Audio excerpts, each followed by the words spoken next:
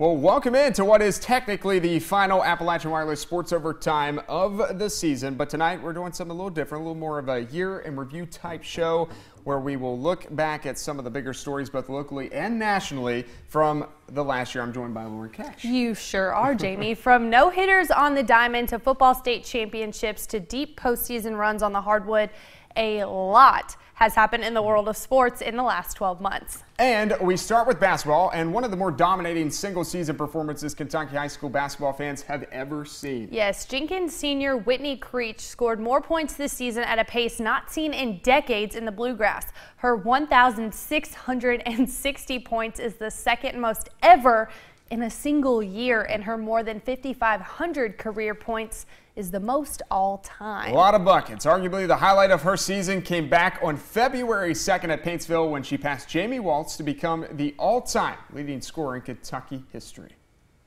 To be honest, I really thought it'd be sooner, because, I knew records were meant to be broken. I knew it was going to be broken sometime. I followed Whitney and been with her long enough to know you can't count anything out with this kid. Once I get in that game, I'm just thinking about helping my team win. Just really didn't have any idea. It's not like it's a fluke. She's put the time in. She's been playing since 6th grade. She's going Division I to Western, same school I went to. So, credibility, it's there. So it's not like some fluke that she just got lucky.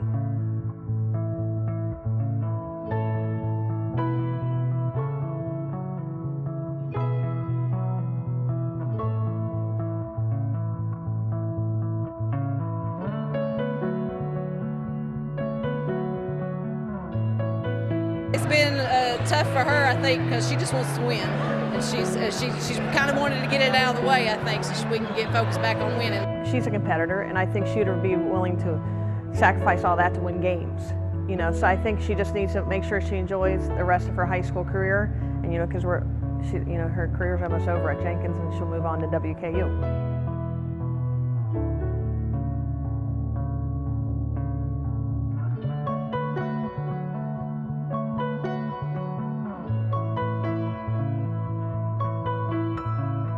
I scored, and when I hit that mark, the coach looked at me and told me I got it, and the fans started cheering. So at that point, I knew I had it.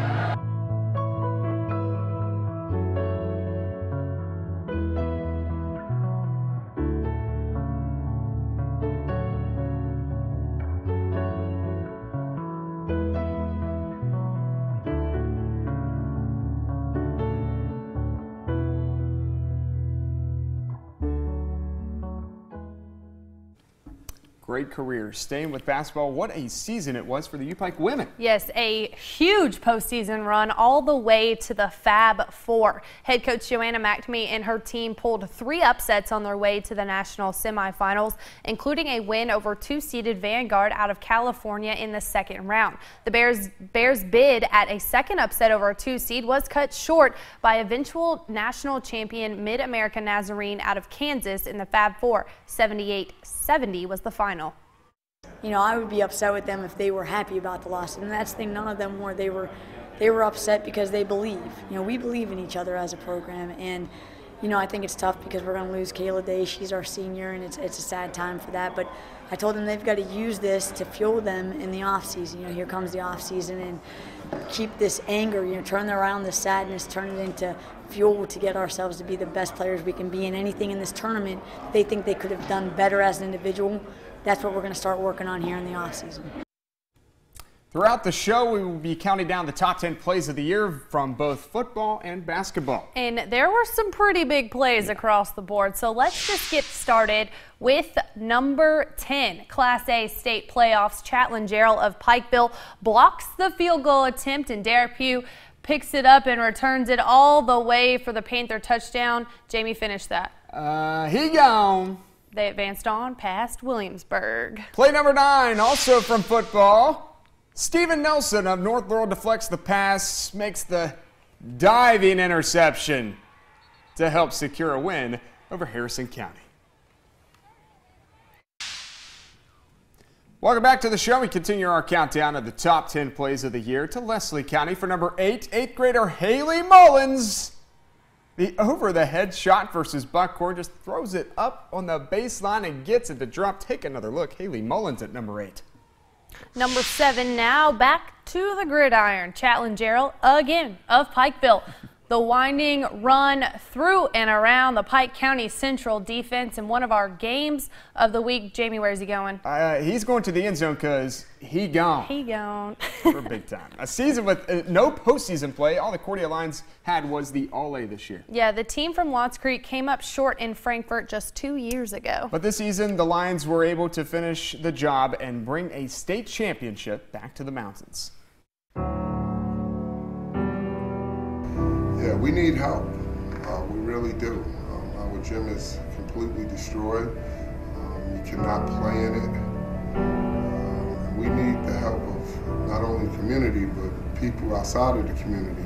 We do have a lot of diversity here, but these kids really love each other. They don't care who scores, they don't care who rebounds.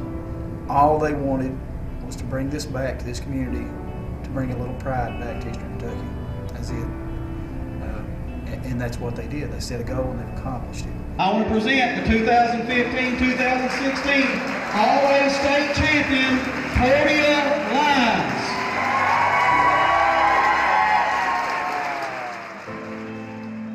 We need to bring one more person out there. He's very deserving of this. He wants no credit. He's a great man. He's a kind man.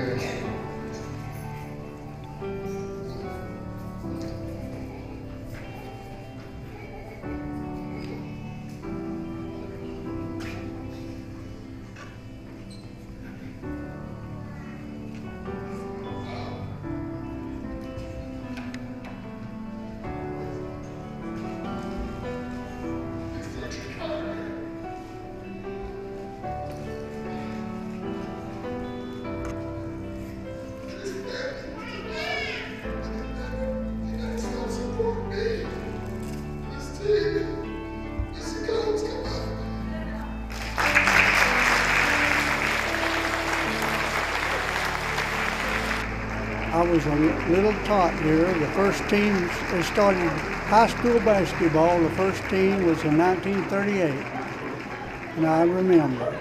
I saw the first game in 1938, which is 80 years ago, and I've waited 80 years for this to happen, and it finally happened. And I'm still on a cloud. I don't know where to go from here. We get kids who come here, they buy into what we're doing. They buy into the system, they work hard, and they get results. So the thing that keeps me going is when I hear kids come back from college and say, thank you for everything you've done for me, Coach. Let's go!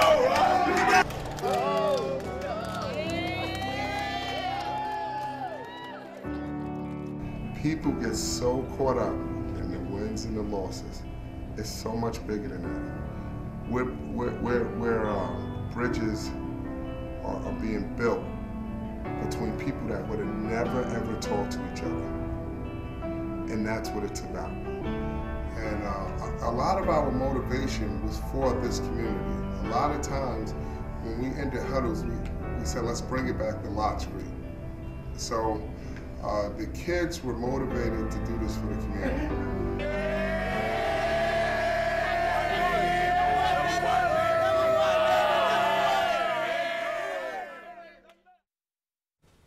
Fun run for Cordia right there. Happy that you got to be a part of it. Yes. Coming up next, though, we'll recap a memorable run to a national championship game. We're going to continue, though, our countdown with number 6 of our top plays, Cameron Turner of Jackson City at the buzzer.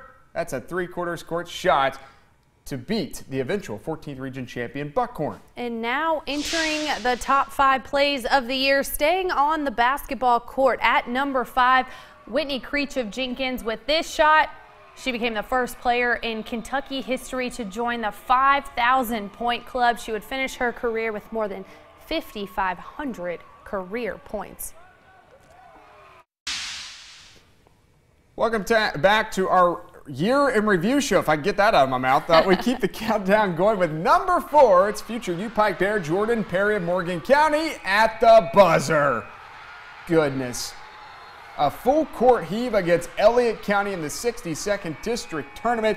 This play would appear on SportsCenter. Just an unbelievable shot there by Perry, but they would lose the game. Yes, more hashtag Creech Watch at number 3 against Paintsville in early February. Creech passed Jamie Walls to become the all-time leading scorer in the history of Kentucky high school basketball. She scored 71 points for the Lady Cavs in their overtime win over the Paintsville Lady Tigers. Repeat, 71 points. Now, normally when it comes to college basketball and postseason runs, Kentucky is the final team playing for us. Usually, however, that was not the case this season. Yes, Caleb No recaps the run of the Lincoln Memorial Rail Splitters to the NCAA Division II National Championship game. Harrogate, Tennessee, population 4,324. Lincoln Memorial University, enrollment 1,699. But the attendance at LMU's regional title game inside Tex Turner Arena, 4,042. To do it at home in front of this crowd makes it even more special if that's possible. Everyone in one place for one cause. A trip to Frisco, Texas, and a national title. But to make a great season, a special season, you got to perform in the NCAA tournament. A team never content, but certainly successful with the hardware and nylon to show for it. Everybody's excited to play. Everybody's playing at 100% effort.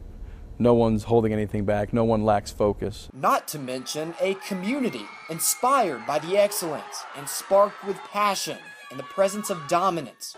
Dominance with a touch of class. One of the referees told me as the game was winding down, he came over, he goes, not only are you guys an unbelievable team, he goes, but that's the classiest group of kids I've ever refereed. A sense of unity, as fun as it was, well, unique. Seeing them celebrate like that, and there was a lot of I love yous exchanged amongst players, coaches. There were moments of joy and moments of frustration. The home crowd followed closely behind LMU all the way. Dennis at the buzzer, no good, and LMU is going to the championship game. What some called a team of destiny, staring fate right in the eye with 40 minutes to capture it. But on a day where the shots just did not fall the right way. Over to Schilling, got to put it up, he does. LMU's shot at the ultimate glory fell one game short. Well, quite the year there by LMU. Absolutely. Back in December, something pretty special happened on the gridiron in Bowling Green. I know you were there for the second straight year. Not one, but two coverage area teams captured a state title. Yeah, Belfry and Pikeville returned home from Western Kentucky, each with a title for Pike County. At the end of state championship weekend in Bowling Green, Pike County was 2 for 2 in bringing home titles. Both Belfry and Pikeville shocked the rest of the state by performing exceptionally well on the big stage. I think it says a lot about football in general in Eastern Kentucky. The two in Pike County, last year we won it, but Pikeville beat us during the regular season. And then this year they were able to win it, and I think that's a great statement to football playing just in our county. That reflects well not only on the state's easternmost county, but on the entire region of Eastern Kentucky.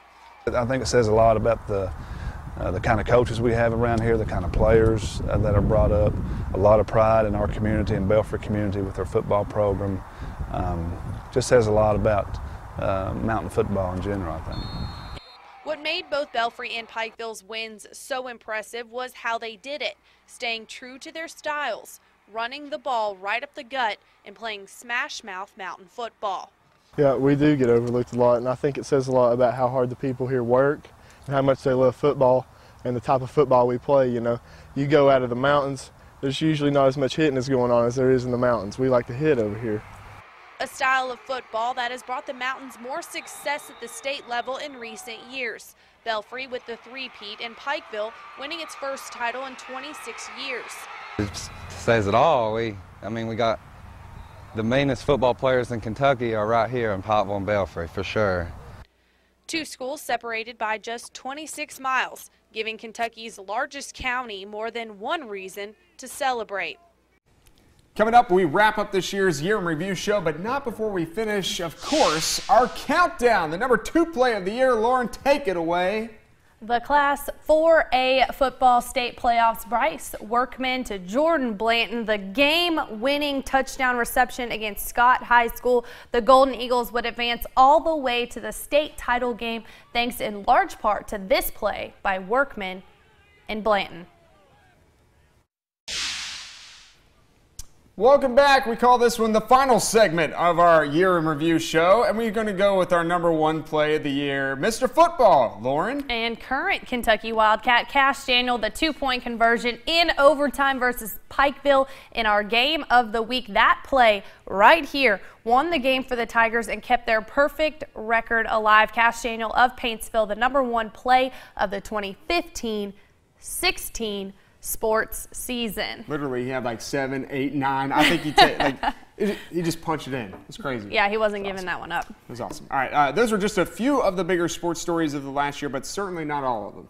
Yeah, Morehead State had a nice run to the CBI Finals. Georgetown loses a heartbreaker in the NAIA championship game, and on a national level, Alabama football and Villanova and UConn basketball winning national championships. Yeah, we end the show with one final montage highlighting some of the other bigger stories in the world of sports. Thanks for watching us all season long. Coming to the finish, American Pharoah and Victor Espinoza have won the Kentucky Derby.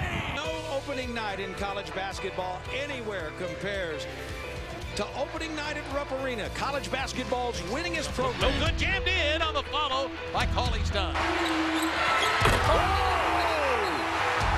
Cauley Stein with a spectacular slam. The Kentucky Wildcats finish the regular season 31-0. The national championship, Calipari has to get it done. Say goodnight. Lyles, Kentucky leads. Right side front court with 2, with 1. Ewers up, missed it, and the Wisconsin Badgers have made it to Monday night. It's time for these young people to let us know what they're going to do. I think that maybe the easiest way is if you've decided to put your name in the draft, why don't you stand up? Really? All right, there you go.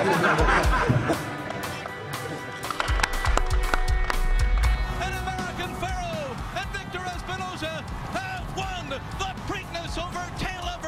The 2015 Miss Kentucky Basketball. Morris again sits her feet, buries another. 2015 Mr. Kentucky Basketball, Cameron Justice.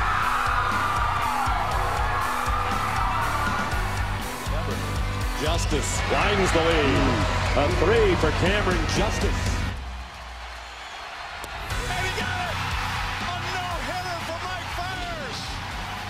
Cash Daniel, the big lefty and UK commit, looking for the end zone, trying to get there. Cash is in! These Tigers do have 9 lives. I comments my 5 guys up front. They're the biggest, they're the meanest, they're the nastiest offensive linemen up down this region. I guarantee you that. The 37-year wait is over. American Pharoah is finally the one. American Pharoah has won the Triple Crown. South Laurel senior shortstop and University of Tennessee signee Daniel Neal has been named 2015 Kentucky Mr. Baseball. Coach Mack won one as a player, and now he won one as a coach. It means everything to this town, this community, this team. I tell you, it feels great. I'm so happy for our kids and coaches and our community. You know, you never go into a state championship game thinking anything like this.